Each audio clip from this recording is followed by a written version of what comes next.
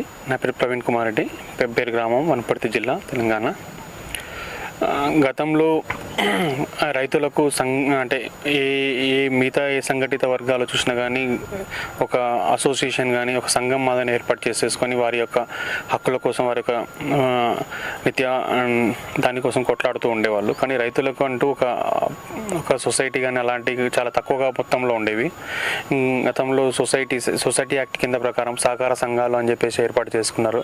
ప్రస్తుతం PSCS primary agriculture cooperative సొసైటీస్గా పనిచేస్తున్నాయి. కొంతవరకు రైతు యొక్క అవసరాలను తీరుస్తూ ఉన్నాయి. ఎరువుల విషయంలో కానీ, విత్తనాల విషయంలో కానీ, బ్యాంకింగ్ లోన్ విషయంలో కానీ కొంతవరకు అవి ఉపయోగపడుతున్నాయి. ఇంకాస్త మెరుగ్గా రైతు చేతికే ఈ విధంగా ఎంపవర్మెంట్ ఇవ్వడం అనేది కొంచెం అవసరమైన పరిస్థితి ఏర్పడింది. దాన్ని దృష్టిలో పెట్టుకుని 2013 యాక్ట్ ప్రకారము, కంపెనీ యాక్ట్ ప్రకారము కొన్ని FEOs అనేది ఫార్మేషన్ చేయడం జరిగింది. FEO డిజైన్ చేయడం జరిగింది. FEOs అంటే ఫార్మర్స్ ప్రొడ్యూసర్స్ ఆర్గనైజేషన్స్, అంటే రైతు ఉత్పత్తిదారుల సంస్థ. రైతులు ఎవరైతే ఉత్పత్తి చేస్తున్నారో పంటలను, వాళ్ళే ఒక సంస్థగా ఏర్పడి ఆ సంస్థ ద్వారా అగ్రికల్చర్ సంబంధించింది కానీ, దాని అలైడ్ సెక్టర్ అంటే దాని అనుబంధ సంస్థలు కానీ, అనుబంధ రంగాల నుంచి కానీ పంట ఉత్పత్తులు నేరుగా కానీ లేకుంటే వాల్యూ అడిషన్ చేసి కానీ మార్కెటింగ్ చేసుకోవడం, అంటే రైతు ఒక బిజినెస్ మ్యాన్గా ఎస్టాబ్లిష్ చేసుకోగలిగే ఒక వెసులుబాటును ఈ FEOs కల్పించాయి. FEOs ద్వారా ఎలాంటి బిజినెస్ మోడ్ అయినా అగ్రికల్చర్ సంబంధించి చేసుకోవచ్చు. రైతులకు అవసరమైన ఉత్పాదక వస్తువుల గురించి కానీ, రైతుకు ట్రాక్టర్లు అవసరం పడుతుంటాయి, మిగతా మిషనరీస్ అవసరం పడుతుంటాయి. అలాంటి విషయంలో కూడా FEOs పనిచేస్తాయి.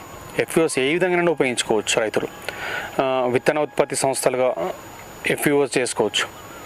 లేదు ఎరువులు పెట్టేసుకొని రైతులు ఎవరైతే ఈ FEOsలో మెంబర్స్ అయి ఉంటారో వాళ్ళందరూ వాళ్ళకు కావాల్సిన వస్తువులన్నింటినీ FEO ద్వారా సమకూర్చుకోవచ్చు, తక్కువ ధరకు అమ్మచ్చుకోవచ్చు. FEO ఎలా ఏర్పడుతుంది? 2013 యాక్ట్ ప్రకారము, కంపెనీ యాక్ట్ ప్రకారము ఒక FEO ఫామ్ చేయడానికి 5 మంది డైరెక్టర్లు అవసరం పడతారు.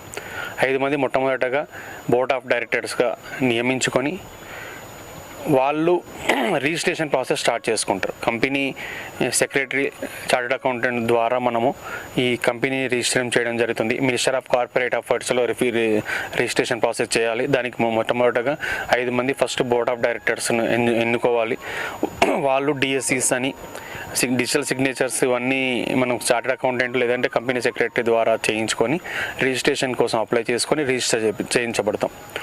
ఈ FEOsను కేంద్ర ప్రభుత్వం పెద్ద మొత్తంలో తీసుకొని వచ్చింది. గత సంవత్సరం కాలంలో దేశం మొత్తం మీద 10,000 FEOsను ఏర్పాటు చేయాలని చెప్పేసి మొట్టమొదటి టార్గెట్ పెట్టుకొని నాబార్డు ద్వారా FEOsను ఏర్పాటు చేసే కార్యక్రమాన్ని నాబార్డుకు అప్పచెప్పింది. నాబార్డు కొన్ని స్వచ్ఛంద సంస్థల ద్వారా గతంలో కొంత FEOsను ఏర్పాటు చేయడం జరిగింది. ఇంకాస్త పెంచి దాన్ని పెద్ద మొత్తంలో FEOs ఏర్పాటు చేయడానికి నాబార్డు ద్వారా కొన్ని డిపార్ట్మెంట్స్ ఇవ్వడం జరిగింది. దాంట్లో భాగంగా హార్టికల్చర్ డిపార్ట్మెంట్ కూడా కొంచెం FEOsని ఏర్పాటు చేయడానికి ఏజెన్సీ రూపంలో ఇవ్వడం జరిగింది.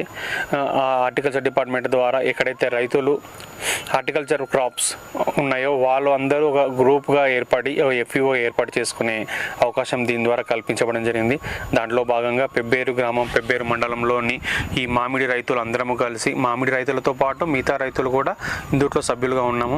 మొట్టమొదటిగా ఒక 5-10 మంది బోర్డ్ ఆఫ్ డైరెక్టర్స్గా మేము సభ్యులను ఎన్నుకొని ఆ సభ్యుల ద్వారా FEOsను ఈ Advaita mango farmers producer company limited అని చెప్పేసి ఒక FEO ఏర్పాటు చేయడం జరిగింది. ఈ FEOలో మళ్ళీ సభ్యులుగా రైతులను ఎన్నుకోవడం జరిగింది, రైతులను తీసుకోవడం జరిగింది. ఈ విధంగా మేము 485 మంది రైతులను ఇందులో సభ్యులుగా ప్రస్తుతానికి చేసుకోవడం జరిగింది. వారందరి సభ్యత్వ రుసుము 2,000 రూపాయల చొప్పున మేము సమీకరించడం జరిగింది. దాన్ని మాకు MCA account bank, state bank of ఇండియాలో బై డిఫాల్ట్గా రావడం జరిగింది. దాంట్లోకి ఈ అమౌంట్ అంతా డిపాజిట్ చేయడం జరిగింది. వచ్చిన అమౌంట్ అన్నింటినీ మేము ఒక బిజినెస్ మోడ్లోకి మార్చుకోవాలి. ఆ బిజినెస్ మోడ్ని ఇప్పుడు నెక్స్ట్ సీజన్కు మ్యాంగోస్ ఏర్పాటు చేసుకొని, మ్యాంగో స్టాల్స్ కానీ, మ్యాంగోస్ ప్రొక్యూర్మెంట్ సెంటర్స్ కానీ పెట్టేసుకొని మ్యాంగో వాల్యూ అడిషన్ కానీ లేదంటే రైతులకు నేరుగా తీసుకొని వినియోగదారులకు మళ్ళీ నేరుగా అందించే ప్రయత్నం చేస్తున్నాము. అదొక బిజినెస్ మోడ్లోకి వెళ్తున్నాము. నెక్స్ట్ ప్రాసెసింగ్ యూనిట్ కూడా ప్లాన్ చేసుకుంటున్నాము FPO తరపున. మ్యాంగో ఒకవేళ సడన్గా రేటు పడిపోయి డ్రాప్ అయ్యి రైతుకు నష్టం వచ్చే పరిస్థితుల్లో ఉంటే దాన్ని తీసుకొని నిల్వ ఉంచుకొని స్టోర్ చేసేసుకొని వాల్యూ అడిషన్ చేసి జెల్లీ రూపంలో కానీ, పౌడర్ రూపంలో కానీ, పేస్ట్ రూపంలో కానీ, లేకుంటే జార్ రూపంలో కానీ ఏ విధంగానే సరే ప్రాసెస్ చేయడానికి మాకు ఒక అవకాశం ఉంది. దానికోసం కూడా మేము ప్రయత్నిస్తున్నాము. తర్వాత మేము దాంట్లో అందరు రైతులు ఉన్నారు, అంటే విత్తన ఉత్పత్తి చేసే రైతులు ఉన్నారు, మామూలు రైతులు ఉన్నారు, అగ్రికల్చర్ ఫార్మర్స్ ఉన్నారు, హార్టికల్చర్ క్రాప్స్ ఉన్నారు, అలాగే కమర్షియల్ క్రాప్స్ వేసే రైతులు కూడా సభ్యులుగా ఉన్నారు. దీనికోసం మేము మాకు ఒక సదవకాశం వచ్చింది. మాది వనపర్తి నియోజకవర్గం కిందకి వస్తుంది మా ఊరు. మా వనపర్తి నియోజకవర్గం తరపున ఎమ్మెల్యేగా ప్రాతినిధ్యం వహిస్తున్న సింగిరెడ్డి నిరంజన్ రెడ్డి గారు స్వతహాగా తెలంగాణ ప్రభుత్వంలో, రాష్ట్ర ప్రభుత్వంలో వ్యవసాయ శాఖ మంత్రిగా ఉన్నారు. వారికి మేము FPO చేసిన విధానం గురించి, FPO గురించి వివరించడం జరిగింది. వారి ఆధ్వర్యంలో మేము కూడా ఒక సీడ్ ప్రాసెసింగ్ యూనిట్ కోసం వారి సూచన మేరకు మేము అప్లై చేసుకోవడం జరిగింది. ఆ విధంగా మాకు FPOకు సెంట్రల్ గవర్నమెంట్ నుంచి మనకు ఎప్పుడైతే FPO ఫార్మేషన్ చేసినామో అన్నిటికీ అర్హత పొంది ఉన్నాం కాబట్టి మేము ఈ సీడ్ ప్రాసెసింగ్ యూనిట్ కోసం అప్లై చేసుకుంటే మాకు ఒకటి శాంక్షనింగ్ చేయడం జరిగింది. సీడ్ ప్రాసెసింగ్ యూనిట్ దీని మొత్తం సబ్సిడీ కాస్ట్ వచ్చేసి 60 lakhs అండి. ఇది 60 లక్షల విలువైన గోదాము ప్లస్ మిషనరీస్ అన్నీ కలిపి మాకు శాంక్షనింగ్ అయింది. నెక్స్ట్ నవంబర్లో ఈ నవంబర్లో ఎండింగ్లో దీని యొక్క కార్యక్రమాలు స్టార్ట్ చేయడం జరుగుతుంది.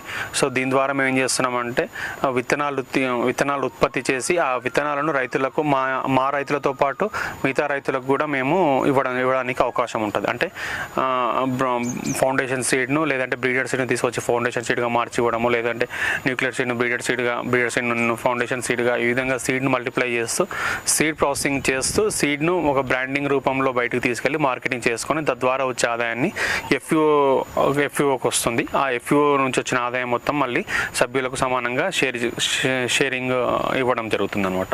సో ఈ విధంగా FPOస్ బిజినెస్ మోడ్లోకి వెళ్తే రైతుకు నేరుగా కొంచెం ఆర్థికంగా ఇంకా పరిపుష్టి పొందడానికి అవకాశం ఎక్కువగా ఉంటుంది. ఎంపవర్మెంట్ ద ఫార్మర్ అని ఇది కాన్సెప్ట్ అండి. అంటే రైతు ఇన్కమ్ను డబుల్ చేసే ప్రాసెస్లో ఇవన్నీ మొదలు పెట్టారు, ఇవన్నీ వస్తున్నాయి. గత ప్రభుత్వాల కన్నా ఇప్పుడు చేస్తున్న ప్రభుత్వాలు రైతుకు ఎన్నో విధాలుగా మేలు చేస్తున్నాయి. సో ఆర్థికంగా కానీ వెన్నుదన్నుగా నిలిచే కార్యక్రమాలను రైతులు ఉపయోగించుకోవాలి. రైతులు కూడా దీని పట్ల అవగాహన పెంచుకోవాలి.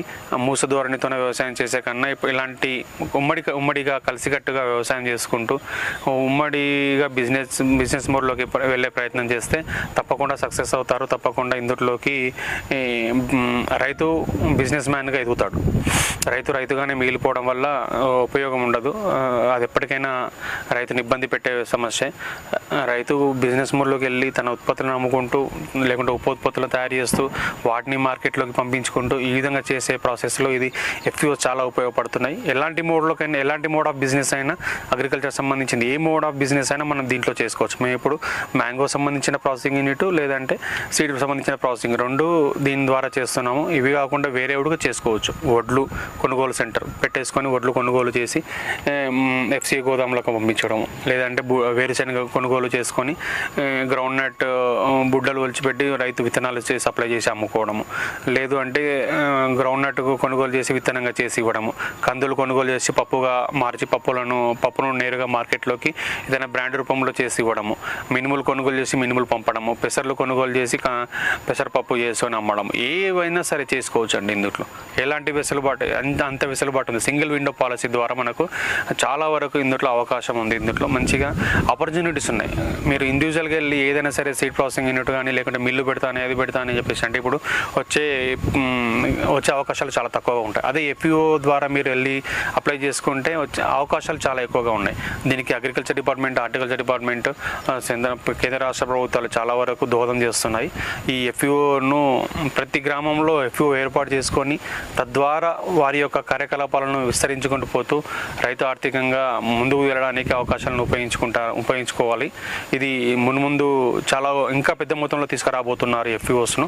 సో భవిష్యత్తులో అంటే ఇప్పటి వరకు రైతుకు నేరుగా సబ్సిడీ రూపంలో కానీ మిగతా రూపంలో కానీ ఇచ్చే కార్యక్రమాలన్నీ ఎఫ్ఈఓ ద్వారానే భవిష్యత్తులో జరగబోతాయి. కాబట్టి ప్రతి రైతు ఎక్కడో ఒకతోన ఎఫ్ఈఓగా జాయిన్ కావచ్చు. ఈ ఎఫ్ఈఓస్కు బైలాస్ కూడా ఉంటాయండి కంపెనీ యాక్ట్ ప్రకారం. కాబట్టి అందుట్లో బైలాస్లో రాసుకోవచ్చు. అంటే ఒకే గ్రామంలో లేకుంటే ఒకే మండలంలో లేకుంటే ఒక జిల్లాలో ఒక రాష్ట్రంలో ఎక్కడ జాయిన్ అవుతాము, ఎలా ఫార్మర్ ఉండొచ్చు, మేము ఎలాంటి మోడ్ ఆఫ్ ఆపరేషన్ చేస్తాము, ఎలాంటి బిజినెస్లు చేస్తాము, అగ్రికల్చర్ సంబంధించిందా, హార్టికల్చర్ సంబంధించిందా, లేకపోతే కమర్షియల్ క్రాప్స్ చేస్తామా, మనం బిజినెస్ మోడ్లు ఎలా వెళ్తాము అనేది కంప్లీట్గా బైలాస్లో రాసుకుంటాము. ఆ బైలాస్ అనేవి ఈ కంపెనీ యాక్ట్ రిజిస్టర్ చేసినప్పుడే కంపెనీ రిజిస్టర్ చేసినప్పుడే రాసుకుంటాం. కాబట్టి దాని ప్రకారం మనం ఒక బిజినెస్ మోడ్ ప్లాన్ చేసుకోవచ్చు. లేదంటే మళ్ళీ కావాల్స్తే బైలాస్లో కొన్ని కరెక్షన్స్ ఉంటాయి. బోర్డు అనుమతితోనే లేకుంటే యాన్యువల్ జనరల్ బాడీ మీటింగ్ అంటే ఫార్మర్స్, బోర్డ్ ఆఫ్ మెంబర్స్, సభ్యులు అందరూ కలిసి ఒక నిర్ణయం మేరకు దాన్ని కూడా మార్చుకోవచ్చు. సో ఇది మంచి సదావకాశం రైతులకు ఒక ఎంటర్ప్రెన్యూర్షిప్గా ఎదగడానికి చాలా మంచి ఉపయోగపడుతుంది. కాబట్టి ఈ అవకాశం ఈ అవకాశాన్ని మనం చాలా వరకు సద్వినియోగం చేసుకోవాల్సిందిగా విజ్ఞప్తి చేస్తున్నాం.